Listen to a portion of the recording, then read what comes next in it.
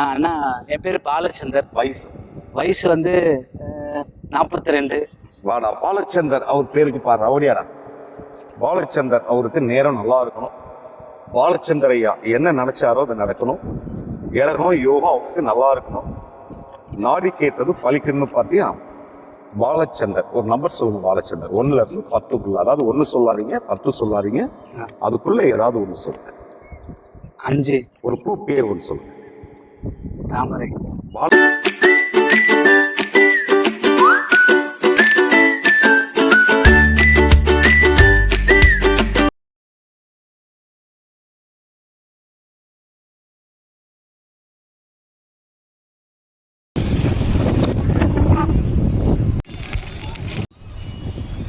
Hi friends, எல்லோரும் நல்லா இருக்கீங்களா? நான் உங்கள் மூனாய் காண்பாலா. இன்றைக்கி வந்து ஒரு சூப்பரான இடத்துக்கு தான் வந்திருக்கிறோம். அது என்னன்னு பார்த்தீங்கன்னா, இந்த அமைப்பிலே தெரியும், இது வந்து மெரினா பீச். இந்த மெரினா பீச்சில் வந்து எவ்வளோ சுவாரஸ்யமான விஷயங்கள்லாம் இருக்குது. இப்போ ஏஐயில் வந்து பார்த்திங்கன்னா நம்ம ஜோசியம் பார்க்க ஆரம்பிச்சிட்டோம். ஆனால் இன்றைக்கி இந்த மெரினா பீச்சில் வந்து பார்த்திங்கன்னா பல ஜோதிடர்கள் இருப்பாங்க. அதில் one of the most famous வந்து பார்த்திங்கன்னா நம்ம கர்ணன் ஜோதிடர் தான். அவரோட ஸ்பெஷாலிட்டியே வந்து பார்த்திங்கன்னா ஒரு 3 கேள்வி கேட்டு நம்ம யாருன்னு கண்டுபிடிச்சி சொல்கிறாரு, அதுக்கான தீர்வுன்னு சொல்கிறாரு. அதுவும் இல்லாமல் பார்த்திங்கன்னா ஒரு கிளி வச்சிருக்கிறாரு, இன்னொன்று வந்து எலி வச்சிருக்கிறாரு. நிறைய இடத்துல எலிகள் மூலமாலாம் பார்க்குறாங்க. பட்டு நமக்கு ஒருத்தவங்க பழகினவங்க மூலயமா பார்க்கறது நமக்கு ஒரு சந்தோஷம் தானே. இன்னைக்கு எப்படி இந்த ஜோதிடத்தில் எலியோட பங்களிப்பு என்ன முக்கியம், ஏஐயா இல்லையா அப்படின்றது நம்ம ஐயா கிட்ட கேட்டு தெரிஞ்சுக்கலாம். வாங்க நிகழ்ச்சிக்கு போகலாம். ஐயா வணக்கங்க. ஐயா வந்து எங்களோட ரிலேட்டிவ் ஒருத்தவங்க வந்து எதர்ச்சியாக பீச்சுக்கு வரும்போது இங்கே ஒருத்தர் உங்களை சந்திச்சுதா சொன்னாங்க. அவங்களுக்கு சொல்லி நீங்கள் சொல்லி சில விஷயங்கள்லாம் நடந்திருக்குன்னு சொன்னாங்க. சரி, எப்படி நம்ம ஊர்லேயே இருக்கோம், நமக்கு தெரியாமல் எப்படி அது இருக்குன்ட்டு தான் உங்களை தேடி கண்டுபிடிச்சி இன்னைக்கு வந்து பார்த்தோம். ஐயா எப்படி நல்லா இருக்கீங்களா? நல்லா இருக்கு. நல்லா ஐயா. இப்போ இந்த ஜோதிடத்தில் எவ்வளோ நாளாக இருக்கீங்க?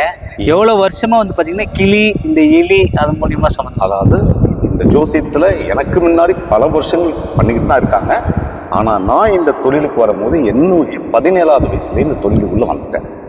ஆனால் 17வது வயசுக்குள்ளே நான் வந்தேன்னா இதை முழுமையாக கற்றுக்கிறதுக்கு நான் நல்லபடியாக தொழில் பார்த்து நல்ல முறையில் ஆரம்பிக்கிறது கிட்டத்தட்ட ஒரு 30 வயசு எனக்கு தேவைப்பட்டுச்சு. அது வரைக்கும் இந்த பாதைன்றது ரொம்ப ஒரு கஷ்டமான சூழ்நிலைகளாக இருந்துச்சு. அதெல்லாம் இருந்து எல்லாத்தையும் போய் பார்த்தா தான் அதனுடைய இது என்னன்றது தெரியும். அதெல்லாம் நான் கொஞ்சம் கொஞ்சமாக நிறைய விஷயங்கள் கற்றுக்கிட்டோம். ஓகேங்க. ஆனால் எங்களுக்கு என்னுடைய தொழில் 17வது வயசுலேயே இந்த தொழில், ஏன்னா எங்களுக்கு இது பரம்பரை தொழில். ஓகே. எங்கள் அப்பா, எங்கள் தாத்தா, எங்கள் தாத்தாவுக்கு தாத்தா முதற்கொண்டு எங்கள் பூர்வீகமே இந்த தொழிலில் இருந்தால் வந்தது. சரிங்க. இந்த கைரேகை பார்ப்பாங்க, இல்லை வந்து பார்த்தீங்கன்னா இந்த சோழி போட்டு பார்ப்பாங்க. இப்போ கிளின்றது வந்து ஒரு தெய்வீகமாக மீனாட்சி அம்மை கிளின்ற ஒரு இப்போ அது வந்து நீங்கள் எலியில் வந்து பார்க்குறாங்க.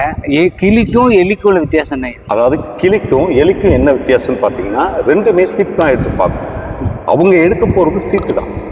ஆனால் அந்த ஜோசியத்தை நம்ம எப்படி சொல்கிறோன்றதுல தான் அதனுடைய அமைப்பு இருக்கே தவிர ஜோதிடம் ஒன்று தான். என்னன்னா ஜோதிடம் பார்க்கறதுல நம்ம பழைய காலத்துல இருந்து இருந்தது இந்த கிளி தான், எலி கிடையாது. ஆனால் அது நாள்பட அந்த எலி எங்களுடைய இதில் வந்து எங்களுக்கு இதை பழகினாலும் பார்க்க முடியும் அப்படின்னு ஒரு நம்பிக்கை கிடைச்சிச்சு. அப்போ அதை நாங்கள் பழகி பார்க்கும்போது கிளியை விட எலியே ரொம்ப ஒரு பிரமாதமாக சொல்லக்கூடிய ஒரு விஷயத்தை நாங்கள் அதை தெரிஞ்சுக்கணும். சீட்டை எடுத்து கொடுத்து அது கொடுக்கக்கூடிய அந்த விஷயங்கள் எலியும் கிளியும் எடுத்து நாங்கள் ஒரு டிஃப்ரெண்ட் பண்ணுவோம். ஏன்னா எலி எங்களுக்கு நல்லா சொல்லுதுன்றது தெரிஞ்சிச்சு. ஆனா ஜோதிடன் வரும்போது நம்ம அது கூட எதையாவது ஒன்று சேர்த்து சொன்னா அது நல்லா இருக்குமே. எங்களுக்கு ஆல்ரெடி நாங்கள் சின்ன பிள்ளையில இருந்து இந்த ஜாதகத்தை தெரிஞ்சு அதையே படிச்சுக்கிட்டு போவோம்.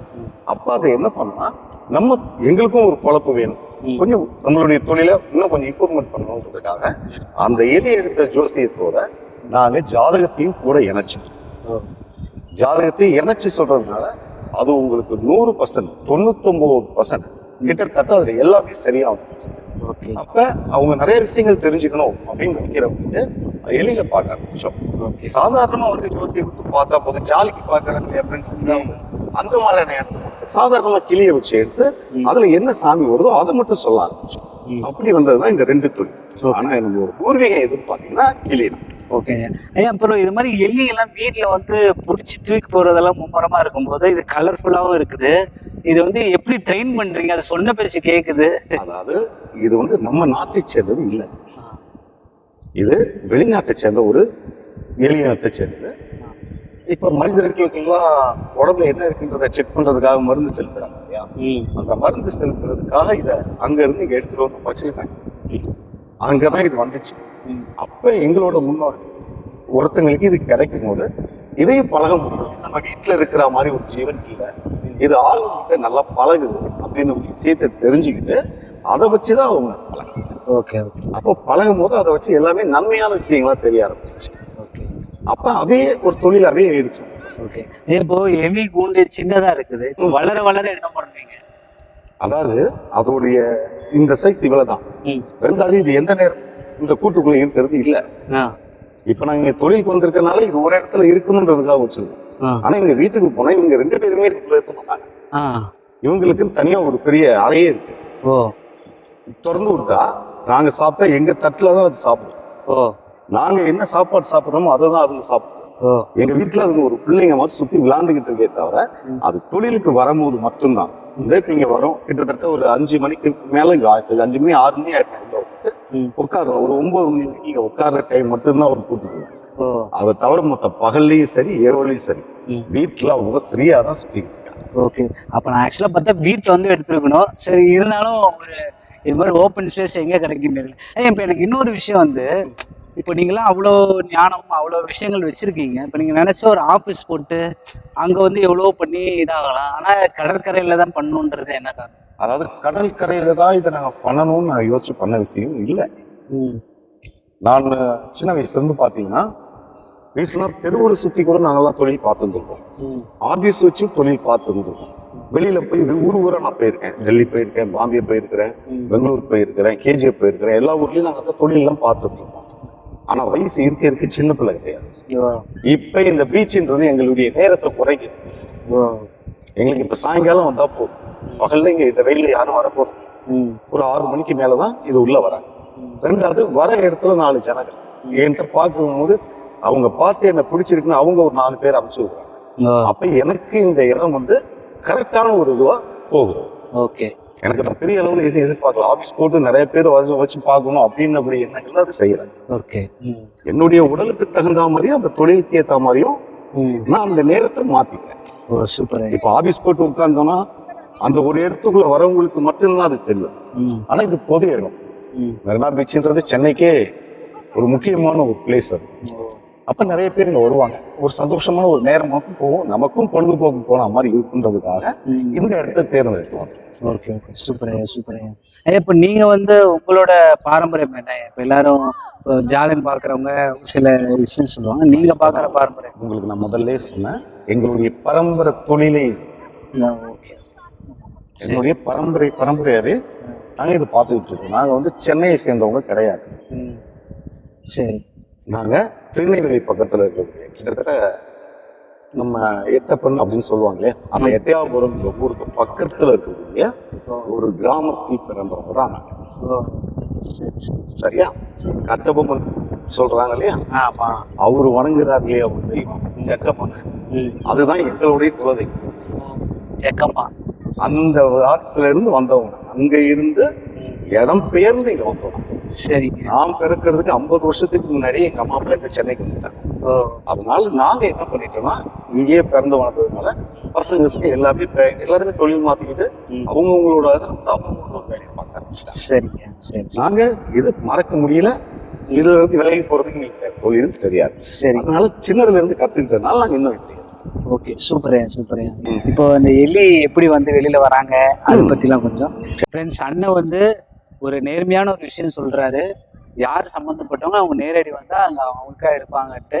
ஸோ இப்போதைக்கு நான் மட்டும்தான் இங்க இருக்கிறேன். என் கூட அம்மா வந்து கேமரா பார்த்துக்கிறாங்க. அதனால எனக்கு என்ன நடக்குதுன்னு அண்ணன் இதை வந்து அண்ணா கொஞ்சம் பிரைவசியை மெயின்டைன் பண்ணிட்டு கொஞ்சம் நாசுக்கா வெளியில என்ன சொல்லணும் அது மட்டும் சொல்லுங்கன்றா. அதுக்கு அண்ணா மிகப்பெரிய உத்தரவாதம் கொடுத்துருக்கிறாரு. அண்ணா, என் பேர் பாலச்சந்தர். வயசு வந்து 42. வாடா பாலச்சந்தர், அவர் பேருக்கு பாரு ரவுடியாடா. பாலச்சந்தர் அவருக்கு நேரம் நல்லா இருக்கணும். பாலச்சந்தர் ஐயா என்ன நினைச்சாரோ அது நடக்கணும். இறகம் யோகம் அவருக்கு நல்லா இருக்கணும். நாடி கேட்டது பழிக்கணும்னு பார்த்தியா? பாலச்சந்தர் ஒரு நம்பர் சொல்லுங்க. பாலச்சந்தர் 1ல இருந்து 10க்குள்ள, அதாவது 1 சொல்லாதீங்க 10 சொல்லாதீங்க, அதுக்குள்ள ஏதாவது ஒன்று சொல்லுங்க. 5. ஒரு பூ பேர் ஒன்று சொல்லுங்க. தாமரை. பாலச்சந்தர் நீங்க பேர் சொன்னீங்க. நீங்க சொல்லி இருக்கக்கூடிய பேருக்கு உங்களுக்கு கன்னி ராசி, பேருக்கு ஜாதகத்தில் கிடையாது, பேருக்கு கன்னி ராசிக்காரர், நல்ல ராசிக்காரர். ராசியில இருந்து வந்த கஷ்டம் துன்பம் தரையப்பட்டுட்டீங்க. எல்லாத்துல இருந்து விழுந்து எந்திரிச்சு மீண்டு தான் வந்துட்டு இருக்கீங்க. இனிமேலும் மீண்டு வருவீங்க. ஏன்னா உங்களோட பிரச்சனை, நீங்க பட்ட துன்பம் இன்னையில இருந்து ஆரம்பிச்சுதான்னு கேட்டீங்கன்னா இல்லை. இப்போ உங்களுடைய வயது 42. உங்களுக்கு 22வது வயசு எப்ப ஆரம்பிச்சிச்சோ அப்பத்துல இருந்தே வாழ்க்கை போராட்டம் இது வரைக்கும் போராடிக்கிட்டு தான் இருக்கு. ஆனா போராடினாலும் அதுல இருந்து ஜெயிச்சு வர்றதுக்கான எல்லா யோகம் உங்க ஸ்தானத்துல இருக்கு. அது உங்களுக்கு கூடிய சீக்கிரம் கிடைக்கும். இனி கெட்டது இருக்கான்னு கேட்டீங்கன்னா கிட்டத்தட்ட ஒரு 3 வருஷத்துக்கு கெட்டது இல்லை. கொஞ்சம் பணங்காசு சேர்த்து வைங்க. ஏன்னா ஏதோ ஒரு உங்களுக்கு செலவு வருது, ஆனா நல்ல செலவாகும் சொல்லப்பட்டது இருக்கு. எதுவும் பயம் வராது. யோகம் உங்க பேர்ல இல்லை. உங்களுக்கு என்ன ஆறிடம் வந்துச்சு, ஏதான ஒரு யோகத்தை உங்களுக்காக எலி கொண்டு வந்து கொடுத்துச்சுன்னு பார்க்கும்போது நல்லா இருக்கு ஐயா. அந்த தனலட்சுமியே வந்திருக்காங்க. அடுத்த 3 வருடம் எல்லாமே உங்களுக்கு சிறப்பாகவும் நன்மையாகவும் நடக்கிற யோகத்துல இருக்கு. பயம் நல்லா. வேற ஏதாவது உங்களுக்கு சந்தேகங்கள் இருந்தா கேளுங்க, சொல்லலாம்.